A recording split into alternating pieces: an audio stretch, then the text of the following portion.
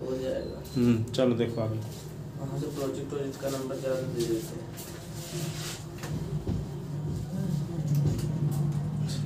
Partial order relation. Partial order पहले topic पढ़ेंगे। तो पार्शियल ऑर्डर रिलेशन को समझने के लिए जैसे मान लो कोई आपके पास सेट है, मान लो कोई सेट ए है और सेट ए के मेंबर है मान लो 1 2 3, ठीक है, या ए बी सी ले लेते हैं, ए बी सी सेट ए के मेंबर है।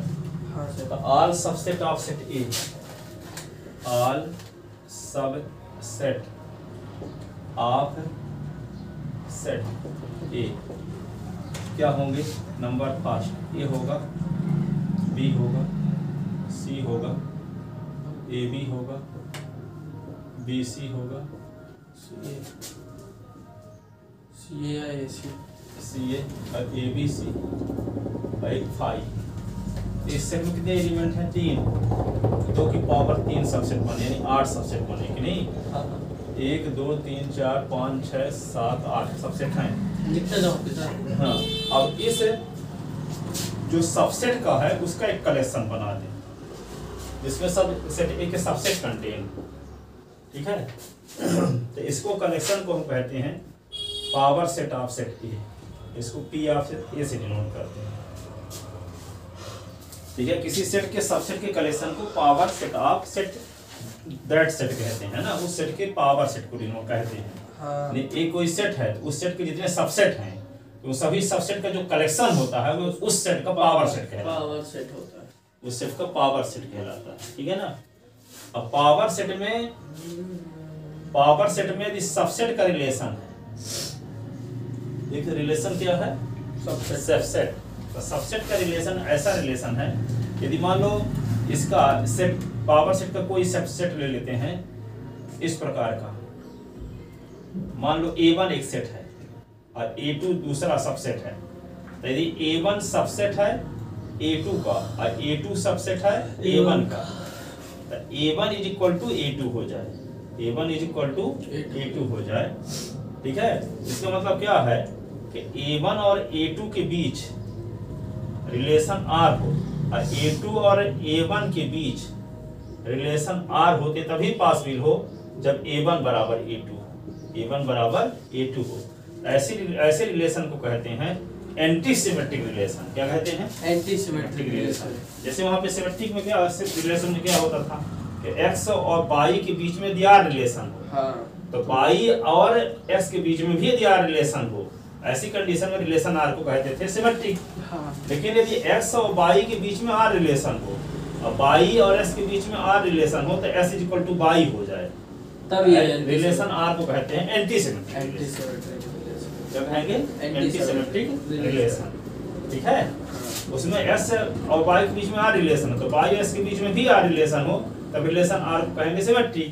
यदि s और y के बीच में R रिलेशन हो और y s के बीच में R रिलेशन हो तो s y के इक्वल भी हो, ठीक है, तब a और b क्या कहलाएंगे? तब रिलेशन R कहलाएगा एंटी सिमेट्रिक। जैसे a सबसेट है b के और b सबसेट है a के, तो जानते हैं यूनिवर्सल ट्रूथ है कि a is equal to b होता है, ठीक है।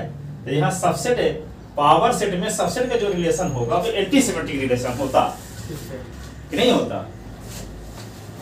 पावर सेट के कलेक्शन में सबसेट का रिलेशन जो होता है वो एंटी सिमेट्रिक होता है, रिलेशन होता है, ठीक है। तो अब देखते हैं, ये देखते एक तो पार्शियल ऑर्डर रिलेशन क्या है इसको डिफाइन करते हैं और इस पर एक क्वेश्चन देखते हैं।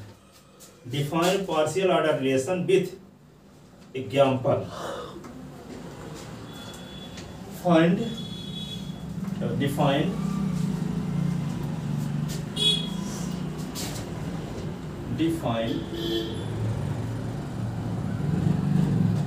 partial order relation with example.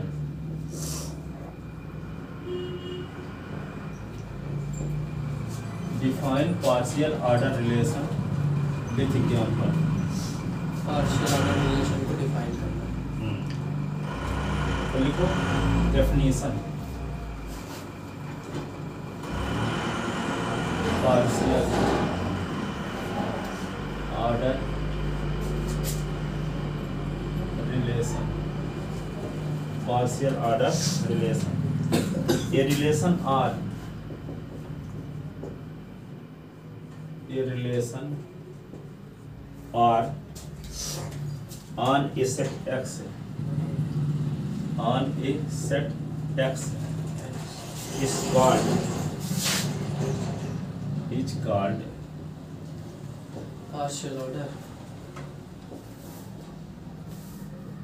partial order relation if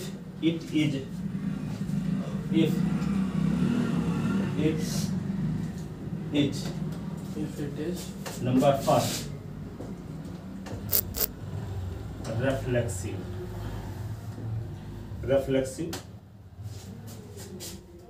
that is x belong in R for all s belong in X.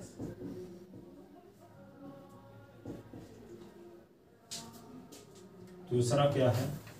Anti symmetric. ठीक है, रिफ्लेक्सिव हो, x और s के बीच में रिलेशन हो, r r s belonging r अर्थात वे क्या हो, x r s हो। ठीक है, s के हर एक एलिमेंट खुद से रिलेशन r के द्वारा जुड़े हो, रिफ्लेक्सिव भी हो। दूसरा क्या हो, एंटी सिमेट्रिक हो। यहाँ सिमेट्रिक की जगह एंटी सिमेट्रिक। हाँ, एंटी सिमेट्रिक हो। इसका मतलब क्या है? दैट इज यदि x और y belong in R and y and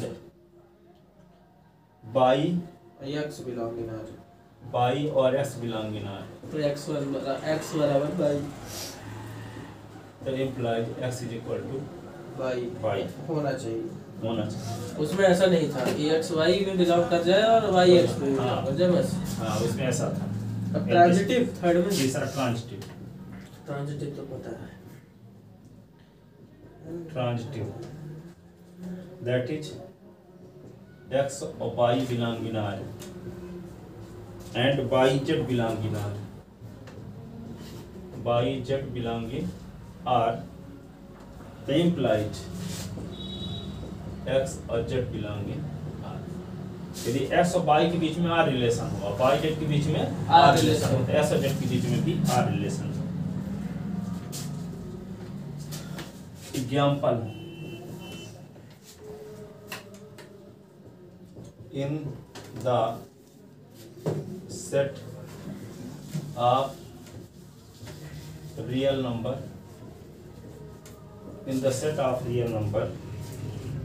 relation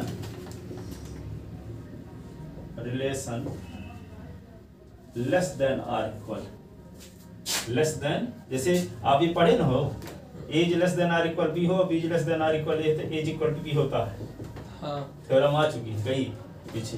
हाँ, ठीक है, वेक्टर स्पेस में कहीं बार आया। हाँ, ठीक है, किसी वेक्टर स्पेस के किन्हीं दो बेसिस में एलिमेंट की संख्या समान होती है, तो यहाँ पे आया था ये A is less than or equal B और B is less than or equal A, it means A is equal to B. Set of real number capital R relation less than or equal is a anti-symmetric relation.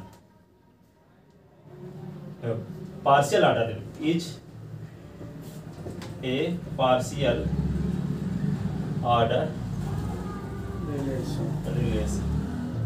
एक line में example ऐसे लिख सकते हैं, in the set of real number r relation less than or equal is a partial order relation। ठीक है,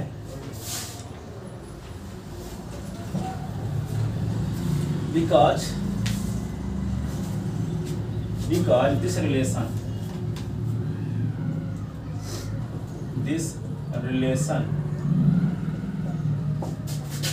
less than or equal is a number first reflexive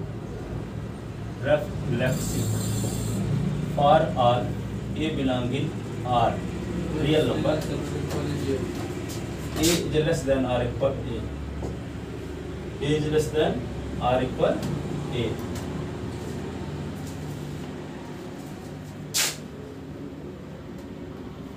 तो implies A और A belong in R। दो में से कोई एक satisfy होते, यहाँ पे इक्वल तो सेटिस्फाई हो रहा है कि नहीं, ये एक इक्वल। दूसरा anti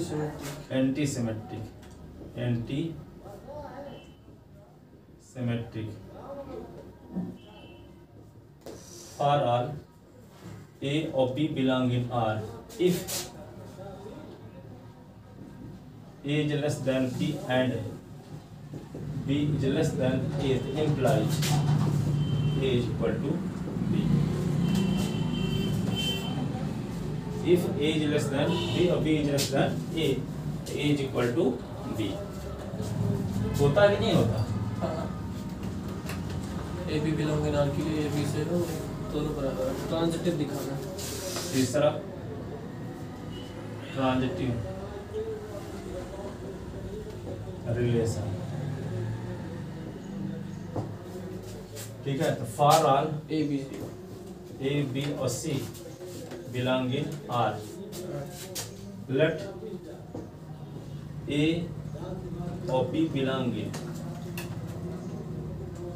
A is less than or equal B and B is less than or equal C, implies A is less than or equal C. यदि A is less than or equal B और B is less than or equal C, A is less than or equal C, transitive भी होगा। तीन हो गया, तो इस condition में हम कह देंगे कि ये रिलेशन लेस देन और equal is A partial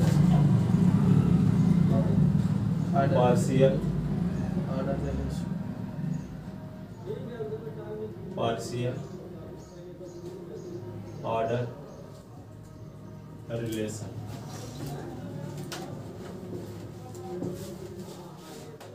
relation. ठीक है। एक और क्वेश्चन लेते हैं जो कि कई साल पूछा भी गया है। So that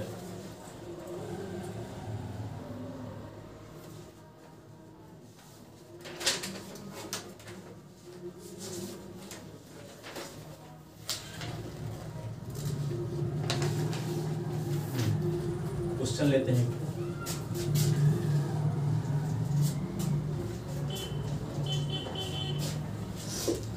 let P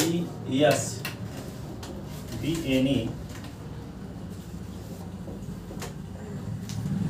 any class set of be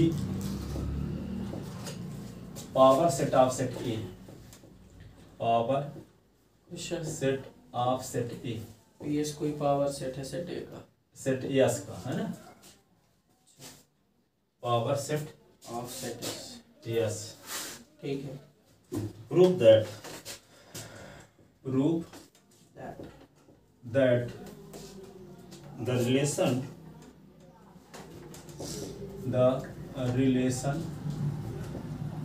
of set less than or subset is a relation of set less than और equal. prove that relation of set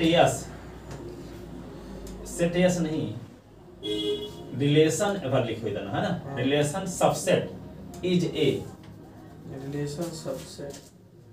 a partial order relation, subset है less than equal नहीं, partial order relation in PS power set. जो subset relation defined होगा वो क्या होगा, एक partial order relation होगा, ठीक है। हाँ। तो यहाँ पे क्या लिखोगे, तो prove it we have to, देखो प्रूफ लिखते हैं, given yes be any set and P of S is power set of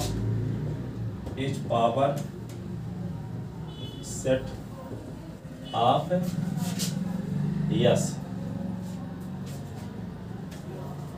and a relation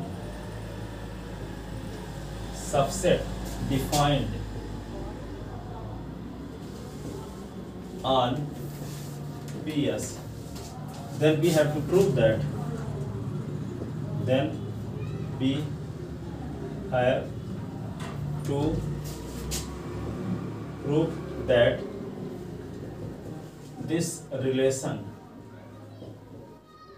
is subset is a partial order relation in PS। ठीक है? हाँ sir. The to prove relation subset is partial order relation, we have to show that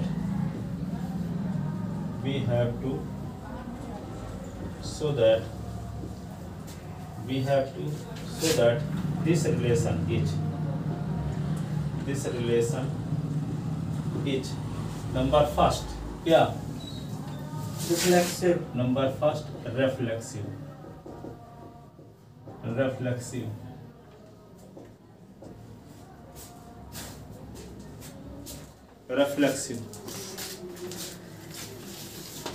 ठीक है। क्या लिखोगे? reflexive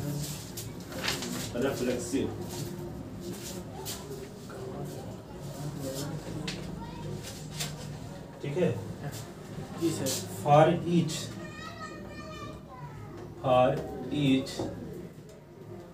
A belonging PS, A is subset of A। कोई set खुद का सबसेट होता है कि नहीं होता? A is subset of A। Reflexive तो हो गया। So yes is reflexive। Yes is यही तो प्रूव करना है, खुद में सबसेट हो तो रिफ्लेक्सिव हो जाएगा। reflexive। दूसरा क्या दिखा? Anti symmetric. इसमें तो वैल्यू लेना पड़ेगा। Symmetric anti symmetric for A और B belong in PS, A subset B and B subset A implies A is equal to B। तो सबसेट इज एंड सिमेट्रिक। वैसे भी जानते हो कि यदि A सबसेट हो B और B सबसेट A हो तो A इक्वल टू B कई से दिया चुकी है, कई थ्योरम प्रूव कर चुके हैं। ठीक है? दो सेट को इक्वल सेट प्रूव करने का क्या तरीका? एक दूसरे के सबसेट प्रूव कर दो। यदि A सबसेट B और B सबसेट है तो implies A is equal to B। और ये सेट इस प्रकार डिफाइन है कि सबसेट होगा, रिलेशन जो इनमें लगा है वो सबसेट है, अलग है। हाँ, it means relation subset is क्या? Anti symmetric. रिलेशन इस तरह लगा है। सिमेट्रिक। अब तीसरा क्या है? ट्रांजिटिव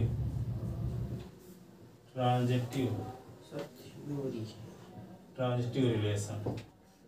पेपर 1 में बात थी इसमें इस बार A और B और ये C belong in PS, let A B C belong in PS and ये आपको पता है A subset B and B subset C,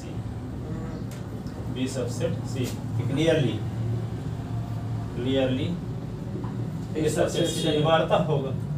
यदि A सबसेट B है, B सबसेट C है तो निश्चित रूप से A सबसेट होगा C का। A सबसेट C हो जाएगा। तो subset is transitive implies subset is transitive। Subset relation Hence subset is partial order relation on PS। Hence relation subset is a partial order relation, partial order relation on PS, on PS, on PS, PS में partial order relation prove हो गया। ठीक है लिए? Yes sir. अब एक आता है और शब्द इक्विवेलेंस क्लास। क्या आता है? Equivalence class. ये भी कुछ चीज है। एक डेफिनेशन इसमें है, सब ठीक है, बस याद रहना चाहिए कि इसमें क्या प्रूव करना है। Equivalence class, equivalence class, equivalence relation पढ़ चुके हैं। Equivalence class, equivalence class, equivalence class क्या है? Let R be an equivalence relation on a non empty set X. मानते हैं कि यार let R be an equivalence relation, equivalence relation on a non-empty set, on a non-empty set X, non-empty set X, non-empty set X, then for each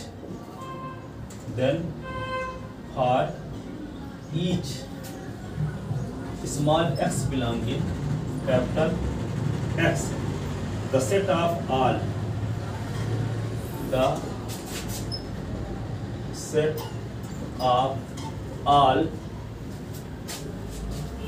element of X,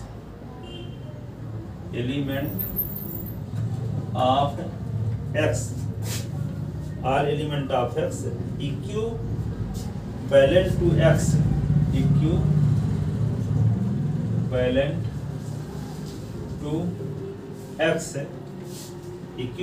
to X with respect to R, with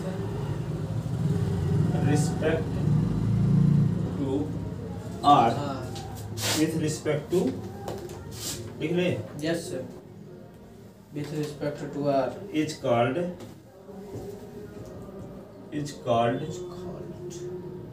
the equivalence class of X, the equivalence class of X, and is denoted by,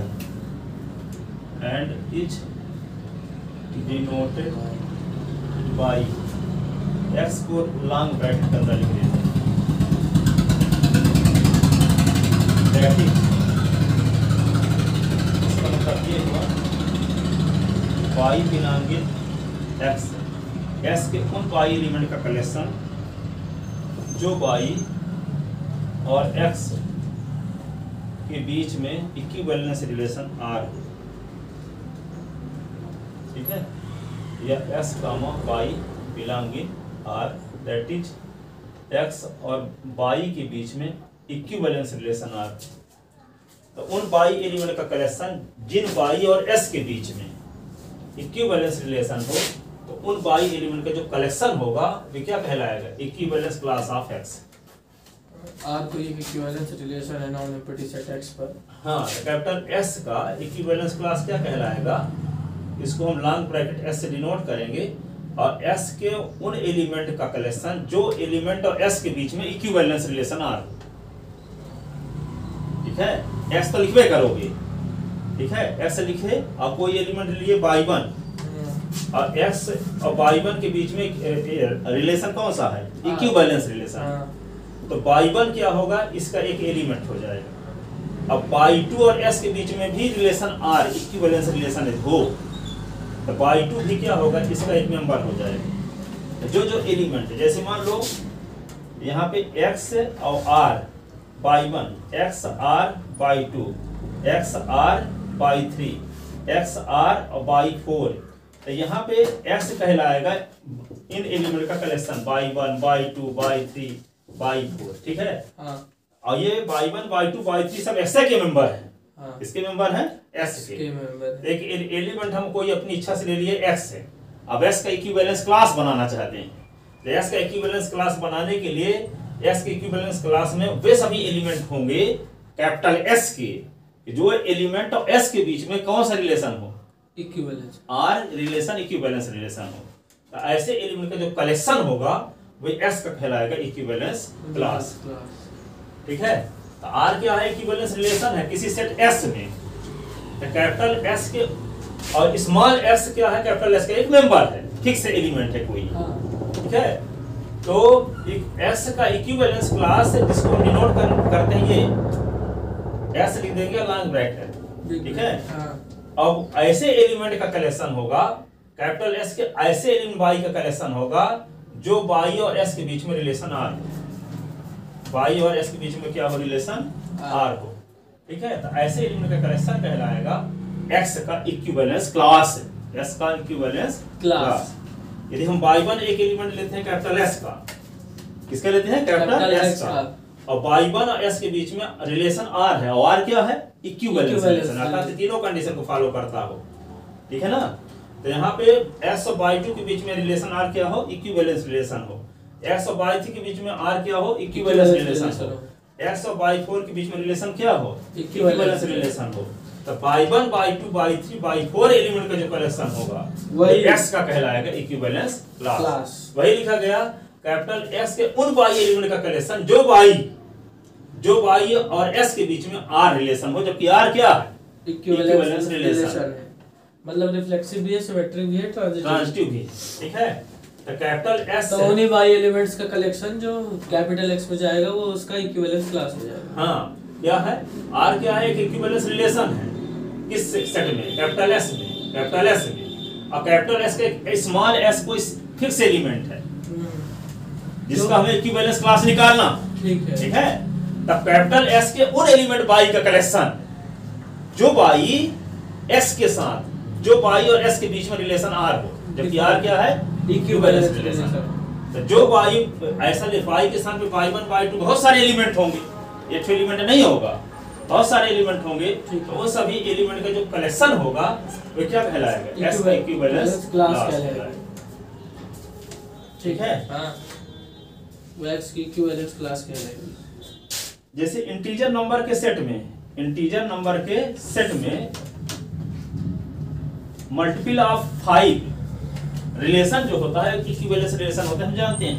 ठीक है, x और y जैसे relation r है, और यहाँ पे x और y integer है, such that 5 is divisor of x minus y। तो इसको प्रूव किए थे कि ये वाला रिलेशन जो है x y टाइप के एलिमेंट है।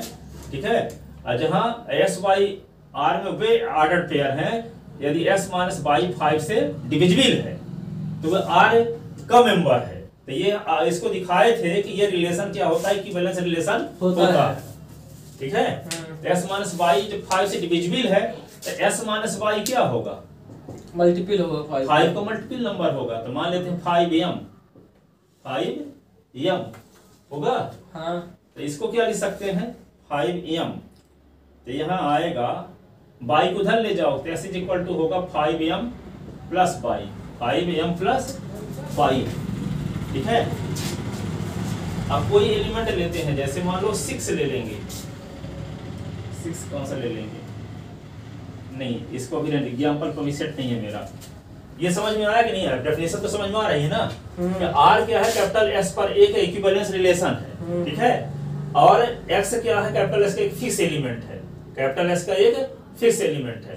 ठीक है, तो स्मॉल x का जो इक्विवेलेंस क्लास है कैपिटल S के उन एलिमेंट y का कलेक्शन होगा जो y और S के बीच में रिलेशन r हो, r। ठीक है, तो ये कहलाएगा S का इक्विवेलेंस क्लास, इक्विवेलेंस क्लास कहलाएगा, y के सारे एलिमेंट क्लास। हां,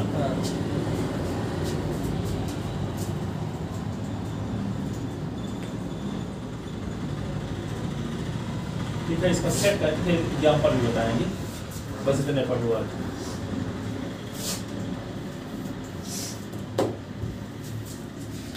इक्विवेलेंस क्लास के एग्जांपल बढ़िया सेट करके बताएंगे।